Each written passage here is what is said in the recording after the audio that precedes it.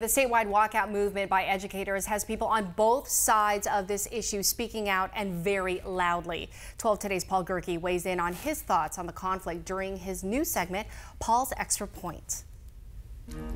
Anti-apartheid revolutionary and eventual South African president Nelson Mandela once said, "Our children are the rock on which our future will be built, our greatest asset as a nation." The Red for Ed movement has, in some cases, but certainly not all, split the political aisle. But at the end of the day, this is about our children, period. Arizona Superintendent of Public Instruction Diane Douglas said on our airwaves that this teacher walkout sets a bad example for our kids, insisting that this isn't the way we should be teaching conflict resolution. But well-behaved people seldom make history. What if Rosa Parks surrendered her seat on the bus?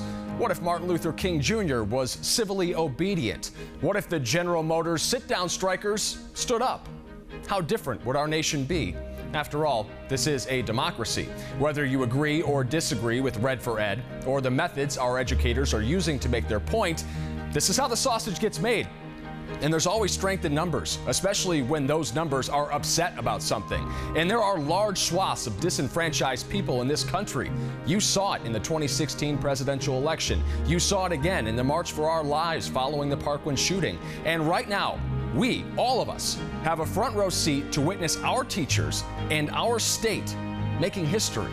According to Arizona Education Association President Joe Thomas, our state's education budget is $1 billion short of what it was just a decade ago. Now, that's a mind-blowing statistic, but this one is even harder to wrap your head around. The National Center of Education Statistics says 1 in 6 adults under the age of 65 reads at a 4th grade reading level or below. That's 35 million people in this country. And knowing those things and the likely correlation between the two, is it any surprise the United States ranks 17th in the world in education performance? And with all that in mind, I respectfully disagree with Ms. Douglas. This great country was founded upon pillars of individuality and free thought. I think, therefore I am.